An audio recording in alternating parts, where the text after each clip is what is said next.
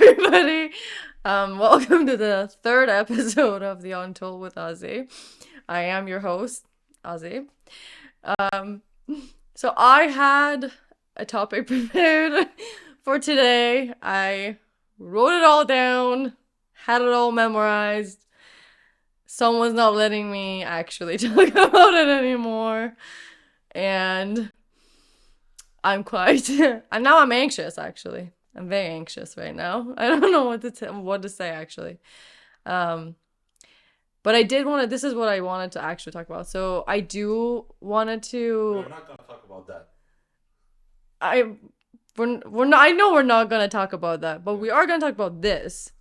I did want to thank. I want to thank whoever went and watched my video, whoever commented below down under my videos, and whoever actually went on Spotify and listened. I really do appreciate you guys, whoever did it.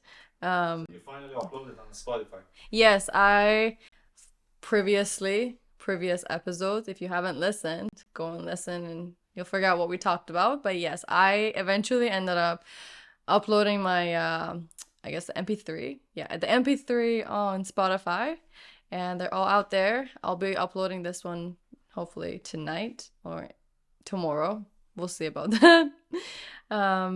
Yeah, no, I wanted to thank everybody or whoever who gave me feedback. Was it positive or negative? Doesn't matter. I really appreciate any kind of like interaction basically.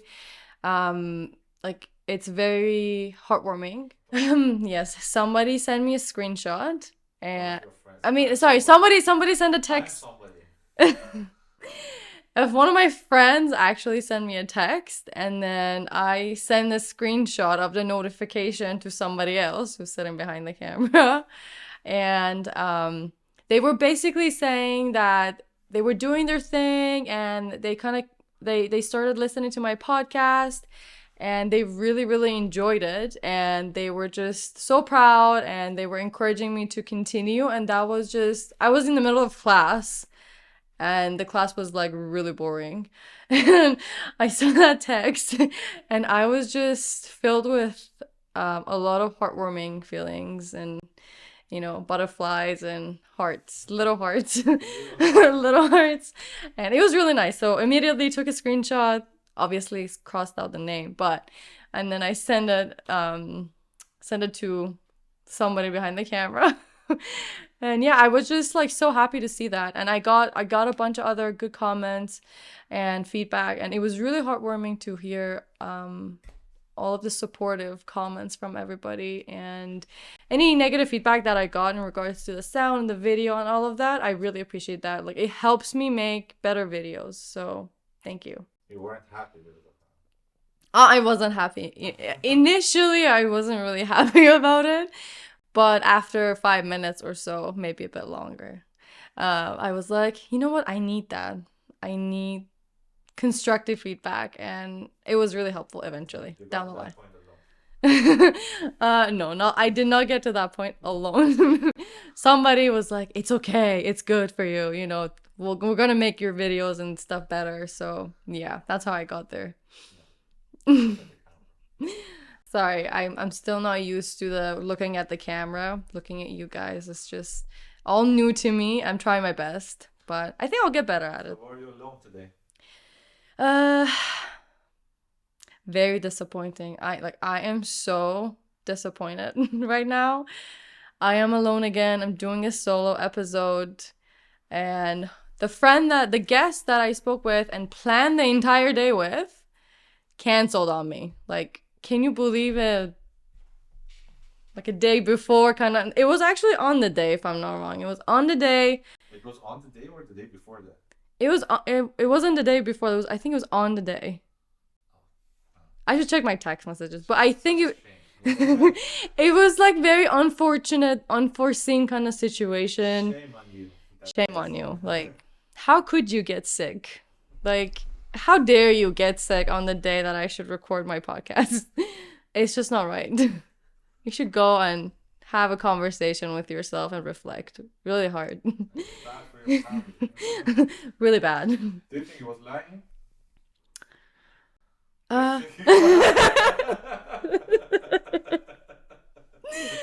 Uh, I don't think he was lying, no. What was the reason exactly? They got COVID. I mean, they tested positive for COVID, and honestly, so here's the thing. I have canceled on things saying that I've had COVID, and I didn't. Yeah. But You just specifically, gave me COVID. yes, I just gave other people COVID. And your So blood is strong now. yeah, I'm hella strong. Like, yeah, I don't think super bugs even work on me anymore at this point. Very strong. Why not? Well, I do work in the hospital. That's why. I work in the hospital, so I don't think super bugs really work on me. And I keep getting vaccinated and yeah, come across Do you want to all talk kinds of about your patients. job now? I think now it's good time. Now it's a good time. Do I want to talk about my job? Yeah, yeah, just talk about that. What do you guys want to know? Well, I am currently in nursing school, in my last year. Oh. And yeah, go me! I survived. No, I died. Like, Give it another you 6 see months. me, but inside is empty right now. There's Just nothing waiting in for it. that. Yeah, I'm waiting for it to get filled up with cash and money after I actually start my Is that job. what you're waiting for? That's what I'm waiting for. I'm not lying. Um, it's hard being a student for so long, and How many years have you been student? well, my first bachelor's degree was 5 years, and then like the second one, which is a nursing bachelor's degree, it's 3. So you're still doing undergrad. Yes, but this one's a professional undergrad degree, so you know what? I can make loads of money with that. With the other one, it was just a sciences degree. I don't know who makes money with a science degree. If you do, So you're gonna become tell rich me, after comment graduation. below. So you'll become rich after graduation. Pretty much. Yeah, That's my plan. yeah. Yeah, that's my plan. Where are you gonna be I working? do plan to work in cosmetics and aesthetics at some point. Open my own Which beauty countries are you clinic. thinking about? What is Which countries are you thinking about which going? countries? Yeah. Okay, so here's the thing. I've heard that nurses are paid really well in Dubai. If you are a nurse who works in Dubai, if you're a foreign nurse working in Dubai, please do connect with me because I'm really curious Your income. about your income. I want to know if you make loads of money or not. um, yeah, so let me know. Because I mean, after so many years of just being student, the first thing that comes to my mind at least is making money, and I'm just tired of being poor because I'm just a student. Um, so if you feel the same way, it's okay that the only thing in your mind is money right now. I get you. You want money. You want to buy all the shoes, and for the guys, I don't know, you want to buy suits. I don't know what you want to buy. But yeah, I want all the shoes in the world, so gotta wait for that fat paycheck. Yeah. Although, don't take my money for the taxes. If there was a way that we nurses, these healthcare workers did not have to pay tax because we are providing a service to the community. We are putting our life on the line. If we didn't have to pay tax, that would be really You nice. weren't a nurse during COVID. I was not, but you know, kudos to whoever was, and you should have not been taxed. You know, if I was in charge, Everyone would be okay with that. if I was in charge, I would not tax you. But I'm At not, least the so. nurses who were working during COVID. Exactly. I mean, frontliners, they are putting their life on the line, literally. So, So money was the reason that you went to nursing. money was the reason that I went to nursing. No. Money was never the reason that I went to nursing. If I wanted money, I should have been a real estate agent or something like that. Maybe in sales, um, or I don't know, worked at a car dealership or something. I don't know. Yeah, if you want to make a lot of money, I think you should be in So what was sales. the reason? The reason I started nursing was, well, okay, like ever since I was little, both of my parents worked in the hospital setting, so I was just kind of wandering around the hospital all the time. And I know what you're thinking. You were a child. You should have not been wandering around in a hospital. But I was, because, I was raised initially in a different country, and that's okay there if you are a child of one of the doctors or whatever. So yeah, ever since I was there, it was just a dream that I wanted to work in the hospital. And then after I came to Canada, obviously, It was your dream or your parents' dream? I'm pretty sure they had some sort of impact on it, if I'm not lying. If I they wanted me to be a dentist. Why? They never wanted me to work in the hospital. They knew it's hard. I mean, dental work, there's a lot of money in dentistry and So why did you choose nursing out of everything? yeah, so I was saying, I think nurses get a really they can have a really deep and I guess eh, yeah, deep connection with their patients because you are caring for your patients, you are in the front line, you're the entire time you are interacting with your patients and the level of care that you are providing to your patient is just so different. You can listen to their needs and listen to them talk about their hard times of what they've gone through and I know it can be a lot, but it's just really nice to be able to like help. I think I have the hero syndrome. I don't know if that's called fix it syndrome. Here I don't know what it is, but yeah, I like to help What's out. that exactly?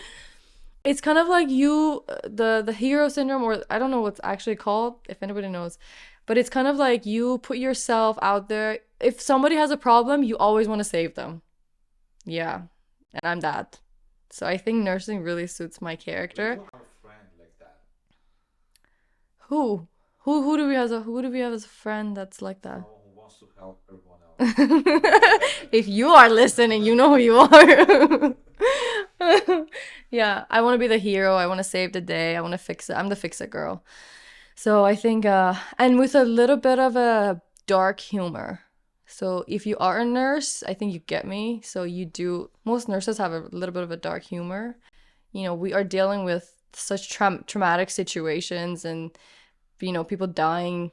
So you do need that dark humor Is to it survive. trauma all the time? It's not trauma all the time. It really depends like where you are working. If you're working in a clinic, I barely think you even see any kind of trauma. Maybe if like everywhere else is closed and you're 24/7 and there's no emergency room. Um, but yeah, no, I think mostly if you're in working in emergency or if you are working in kind of like a hospice end of life kind of care where you see a lot of disability type where it's leading to death and they're just really old and their time is coming and their family's just waiting for them to like you know I guess kind of pass on and move on to afterlife. If you believe in afterlife, I do. I really hope there is one. I don't, Do you pray for people when you're in the hospital? no, I don't pray for anyone. Why It's not? not my job to pray for anyone. I take care of them with my scientific knowledge and the knowledge of the human body and medication and usually we don't really get involved spiritually with people if they have any kind of belief. It's just their belief. I listen though. Like if someone's like, "Oh my God, like I was praying or whatever," I'll listen. I cannot like go into details about stuff because What there if they is want to a have someone in the hospital to pray for them?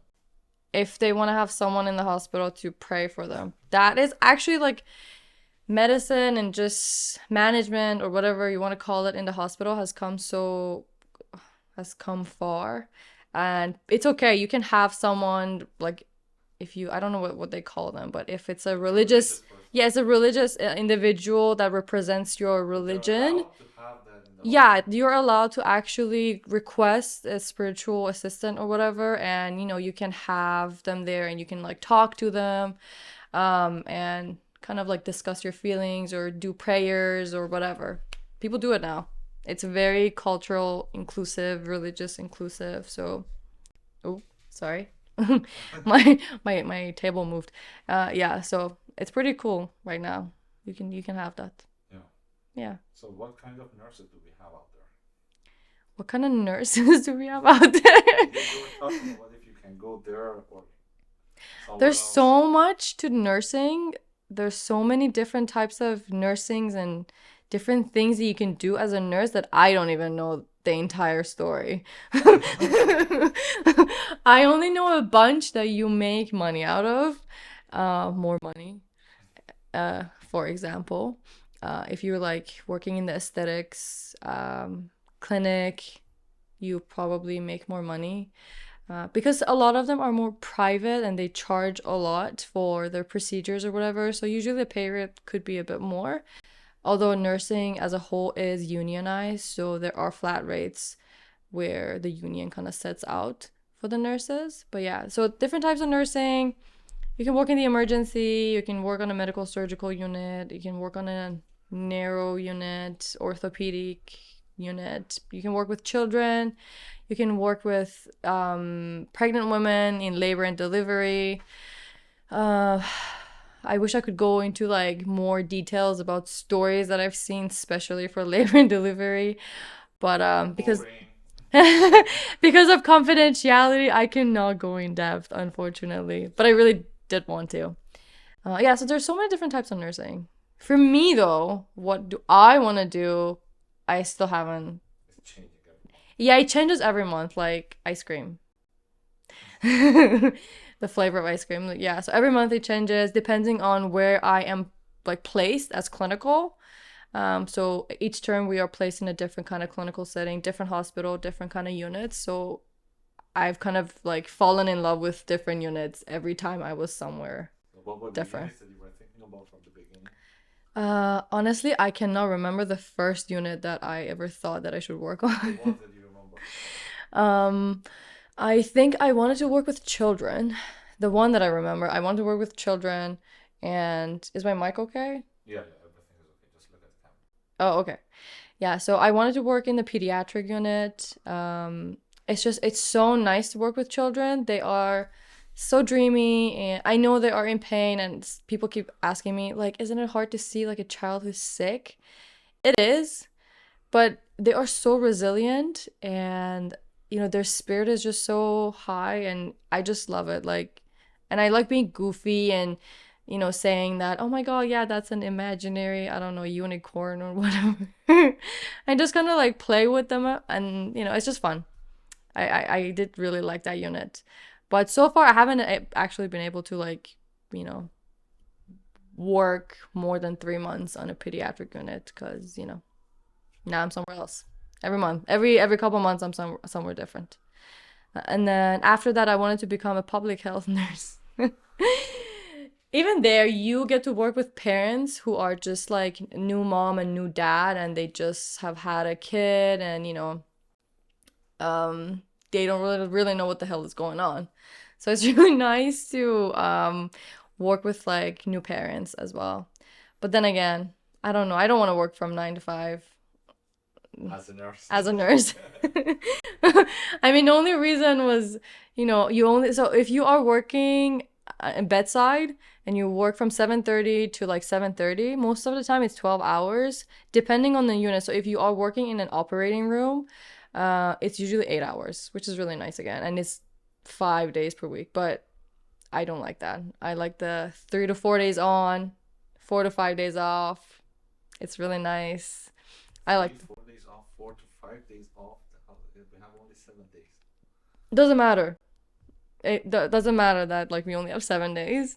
I know it doesn't really matter if you have. It's just that. So if you're working bedside, it's just yeah. So you're working 3 to 4 days on, like back to back most of the time, and then you have like 4 days off after that. 4 to 5 days. I think it's I don't know every couple of weeks that is 5 days off, which is really nice. You get to do a lot. You can go on trip in 5 days How about shoes? and buy a lot of shoes with your fat paycheck every 2 weeks. Yeah. Uh, what else should we talk about? About becoming a shoe model, you were thinking about that. Why would you say that I ever thought about becoming a shoe model? I thought about being a foot model, not a shoe model. I guess they're the same. Yeah, I am kind of obsessed with feet. Not that I should say that out loud, But I do appreciate someone who has very symmetric hands and nails, and I do appreciate people who do have symmetric foot, nice ones, obviously. And I think I'm turning red. I feel like as I'm talking about this, I'm turning red. I am not. I don't have a foot fetish, if that's what you're thinking. But I think, yeah, it's nice to see people having nice feet. You don't really see that often, especially not in the So hospital. when you're meeting someone new, you're looking at their feet. I'm definitely looking at their hands. I'm not just looking at. I'm not. I can't look at their feet. Like I can't be like, "Okay, can I see your foot? It's a first date." Like, or you're my like, I want to be your friend. Does your foot look nice? And just if not, then ew. I cannot say. I cannot say that to them. No, I do take a look at their fingernails and their hand. Yeah, for sure. I just think it's quite charming if you do have nice hands. Do you I, have nice hands? I think I do. My magical hands. I think I do. Yeah, I think that's where the obsession comes. So what are the other things that's important for you? What's important for me when I'm seeing someone for the first time? Uh, I think their height is important, at least for me because I'm tall. So I kind of like compare myself to people a lot. All my life, my entire life, all my friends have been shorter than me. And when they're upset, they always come and like want to hug you, and you're just like, there, okay, You're calling your friends short now? Well, they're shorter than me, so they're short. They're shorter than me in comparison, short. And then so yeah, I just always wanted a friend who's taller than me, so I can go to them and be like, hug me, and just kind of like, I'd be like, there. Yeah, no. Yeah, so height is another thing. I mean, I look at it, but it's not like a checklist kind of thing where if you are not tall, just like me or whatever, you're not gonna be my friend. It's not like that.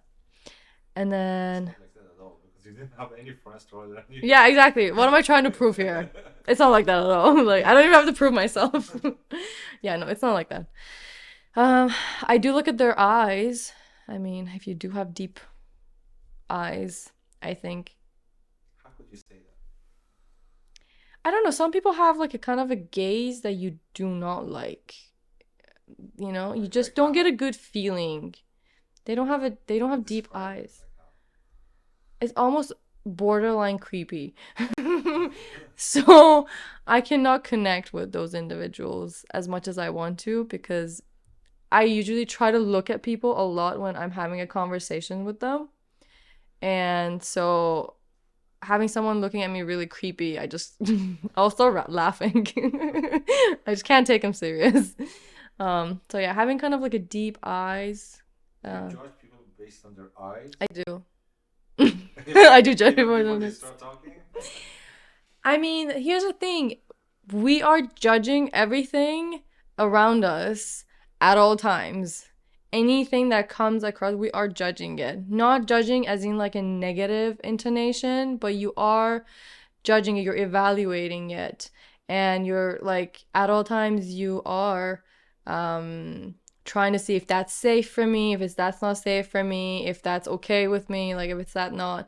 So yes, you are judging everything in your surrounding, in your environment at all times. And I don't think there's any shame in that. There isn't. Don't be ashamed. Just don't say it out loud. Just don't say it out loud if you are thinking about something. Be a nice one. Don't say it out loud. You're gonna make enemies. But yeah. I don't know. I think those are the most important ones that I look at. Eyes? Yeah, eyes and height are really important. And How would you say if they're nice people or not?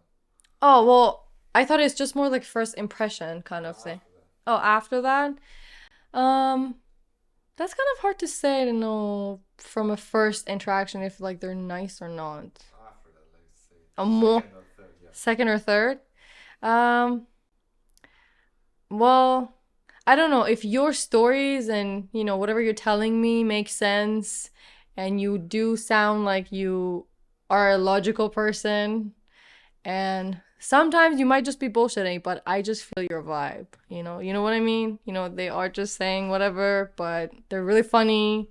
You feel their vibe, you connect, like how we're connecting. If you feel their vibe, then I'm okay with it. I just kind of like assume the best at that point. They're a nice people, person, until they prove me wrong, obviously. And then you know what? I'll cut you out of my life forever. Maybe not. I'll just give you another chance. And then I'll cut you out of my life. Yeah, that's it. That'll be the end of you. Yeah. Yeah, I don't know. What else? What else do you want me to talk about? This is, I came so unprepared for this. I had another whole story. I had other story that I wanted to talk about, and then We started somehow, recording. hmm? We started recording.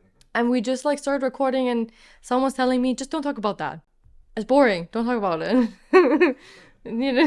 Just don't talk about it because you already prepared for it. Just don't talk about it. So now I'm just blabbing.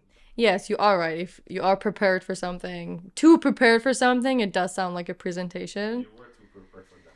I was too prepared. I have notes. Show Let your notes. me see. I'll show you my notes. I had notes prepared. I had like pages and pages of notes prepared. Because I really wanted to like go in depth about like what kind of things you might want to know before you get into nursing. And that's what I wanted to talk about. So talk about it now. Talk about it now? Yeah. Okay. Um, I can start with the discussing stuff. Yeah. So if you are a healthcare worker, just in general, you will have to like face the fact that you will see disgusting stuff. You will see blood.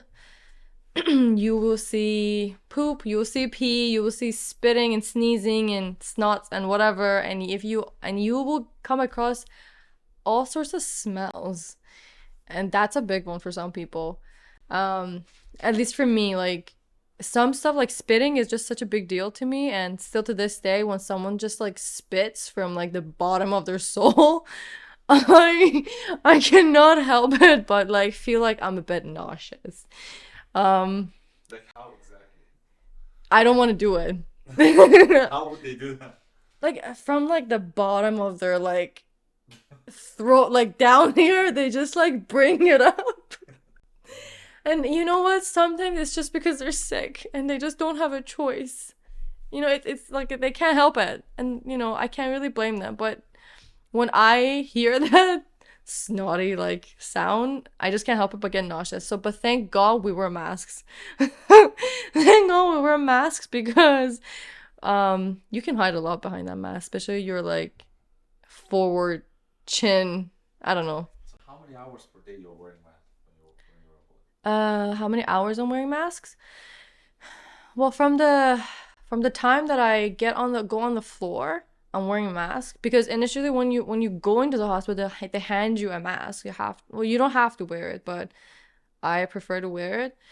And so I just put it on and then I You go don't on the have floor. to, isn't that mandatory right now? No, what I mean is that it's not necessarily that it's mandatory if you're not providing care. Um, if it's not like as mandatory. So if you're just sitting behind a desk and doing paperwork, you don't have to wear your mask. But if you're providing care, obviously you have to wear a mask. That is kind of mandatory. And yeah, I don't know how many hours. I think the entire time almost, give or take when I'm taking break. Let's just say it's 7, 6, 7. Because I don't work 12-hour shifts. Because I'm a student. I don't get to work that long. Yeah, we don't get to work that long. We only work 7.5, and then we get half an hour for break, lunch break, and then the other 15 is like a coffee break. So I guess, yeah, 6 hours, 6-ish hours. And yeah. What was I saying? I'm talking about the people who want to become a nurse. Oh yeah. Yeah, so you will come across all sorts of disgusting stuff.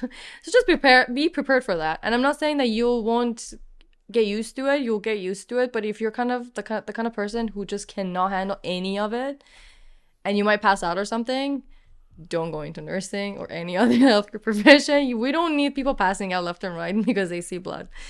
Um, it's just another added patient load at that point if you faint. And then the other How thing, was the first time that you saw blood?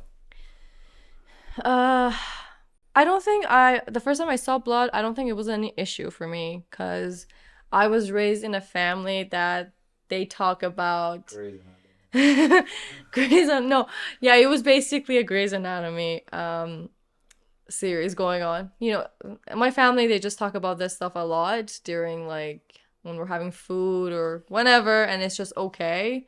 And that's the kind of environment I grew up That's in. not normal. Not for you. It's not normal for you. Look, for some families, it's just not normal. But for my family, that was Opening normal. heart. Opening heart? Yeah. Yes. It's actually quite fascinating if you think about it. When we're having food. Even when you're having food, you know, it's just fascinating to think about this stuff. But it was just such a normal conversation during family time. So, so I was never disgusted by blood. But yeah, other stuff, maybe a little bit traumatized initially. When I was like unpacking wounds, maybe it was very traumatizing for me. And, you know, taking stuff out of a person that's alive was quite traumatizing for me. And What I about don't, when they were dead? when they were dead, that's okay. I this might sound very grim to some people, but I have worked in the gross anatomy lab where the medical student work with a lot of cadavers, and you know it gets normal after a while. You just cover the faces because yeah, you don't want to see that. It can be kind of like disturbing. So you just kind of cover the face and you just work with the rest of the body. And I get this question a lot. It's like, how would you like go home and have lunch, or like how would you take break? And did you ever think about food? Could you even have food? I was like, yeah, I mean, after 2 hours, I'd just be hungry and thinking about food while I was just doing my thing in the body. And it just kind of becomes normal, It doesn't. Is that for everyone? They couldn't do it in terms of coming across Yeah. gross stuff. No, not really. They all like if they're in it, most of them just get used to it. So it becomes normal for a human being, you would say? It becomes normal for a human being. I think it would become normal for a human being after a while. Like you come across it so much that it just becomes normal. But if at least for the people who are in healthcare, I would say maybe not for everybody, but if you are in it, you already kind of know that you're gonna be dealing with this stuff, so it kind of What about becomes people who normal. were living like 1,000 years ago? A thousand, Yeah. a thousand years ago, Yeah, because they were just fighting and killing each other all the time. uh, they were probably just killing people for the fun of it at them. So Killing people left and you would right, say like M&Ms. that was normal for them at that time? Normal for them at that time. Um, that is hard to say. I think if it was the first time ever that you killed a person, probably traumatizing. But again, once you do it, you've done it already. So Do you think so? I think so. Just the first time is difficult for that kind of people. At least in that time frame, it's difficult for people in that time frame. Like I'm saying, if it was the first couple times, it must have been hard. But then after that, it was the means of survival and not letting people take your wives and children and not stealing your food. And when it becomes survival, you don't really care if it scares you or if it's traumatizing. You just do it. You just do it. So is that how you feel when you are trying to save people in the hospital? Like you don't have a choice Yeah. but to be here. Yeah. Yes. Yes. How so That's exactly? well, I did come across somebody who had a cardiac arrest, and What's that? what is that? Basically, it means their heart stopped beating. And they Is that a heart attack? no, it's not a heart attack. It's just their heart stopped beating because they got a lot of sedation. Um and it just didn't sit well with their body. And their body reacted and their heart kind of stopped momentarily, obviously. They are alive, thankfully. Yeah, so that was the first time that I ever saw someone's heart stop, and like what happens to the body, and like it's like the blood just stops flowing and you turn into this like white person. White as in like, I mean, like the color of the wall. My wall is not white. But the color, this color, kind of like this color. It's just a bit, maybe not as sharp either. Kind of dull white kind of color. And then that was the first time that I ever saw that. And in that moment, I was just telling myself, you have to be here. This is your job. You have to be here. You cannot So were throw you up. excited Was I excited? that I you was were not saving someone in that excited. situation? No, I was not absolutely not excited about that situation. I was horrified. I was so scared that I'm gonna pass out too. That I kept telling myself, don't pass out. You cannot pass out here because if you do, you're just gonna be a load of work for whoever's there already. And you don't want that. Nobody wants that. So how many people were there? How many people were there? I would say about maybe 15 bodies in that operating room, 15 to maybe 17 people. As soon as that person went into cardiac arrest and they had a code blue, which basically means cardiac arrest, there were people coming into the operating room from left and right. Like anesthesiologists were coming in, whoever was free came in, nurses on the floor came in. Everybody just rushed in to like save that one patient. And so this is the silver lining of all of it. Not that it was exciting, but the silver lining of all this, it was the harmony. It was so nice to see how all of these people are working together to save a life. And like, when you're like standing in a corner watching the harmony and the organization, it's just so nice. Yeah. So that was really nice to see. That's a silver Did you lining. save that person? I didn't save the person. I did not save it, but the anesthesiologist did save the person. Thanks to them, Yes, yes. yeah. Thank you, thank you, anesthesiologists out there. They did save that person. So thankfully they're okay, and they had a beautiful kid. Yeah, kind of disturbing stories. So is it satisfying for you to work in this kind of situation? Satisfying to work in this kind of situations. Um, I don't know if it's satisfying, but it's exhilarating. It's a bit In of what a terms? there's a lot of rush, and your emotions just are so heightened, and Like how? like when you're about to fall down Hmm. from like an airplane, like you want to do like a parachute or something, and before you want to fall down, jump out, I mean, there's just so much excitement in you, and there's just so much rush. The rush, like that rush is just really nice. So um What about after that? When oh, how do I feel? I mean, I feel happy. We saved a life. Obviously, I feel happy, and I'm just like, okay, thank God. You kind of like you become grounded a bit more at that point. You feel okay. You're like, okay. and this high level of hormones that you have at that point, Yeah. would you say it's addictive? The high level of hormones that I have in the moment, is it addictive? I think it's really addictive. I mean, yeah, it definitely is addictive to be in that like up and down, kind of a roller coaster You kind of can't have thing. a normal life after that. No, It's not yeah, satisfying. no. See, you just kind of, yeah, you kind of become weird after that. In other people's eyes, I feel like you kind of become weird after that. No, it is definitely addicting, and it's kind of nice.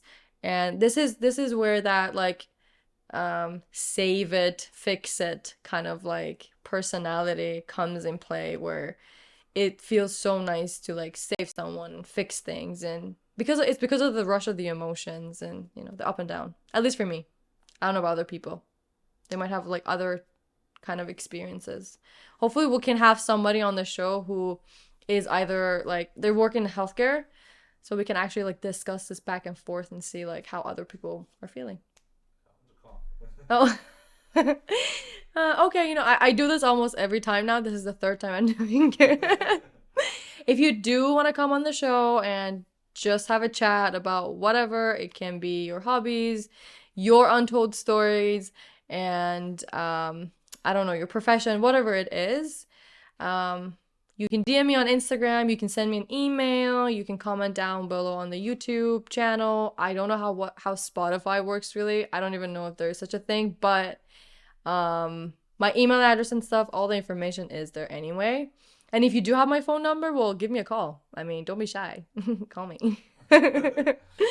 Yeah. I like. And yes, like and subscribe. And if you have any kind of feedback, please let me know. I am so open to all kinds of feedback. All Not. of them. Not. Yeah, I guess. Is that all for me? Do you want to talk about something else? I think that's all for today. That is all for today. So if you enjoyed this roller coaster kind of emotional up and down kind of story. Of the week. Yeah, that was the story of the week. So give it a thumbs up and I'll see you guys next week.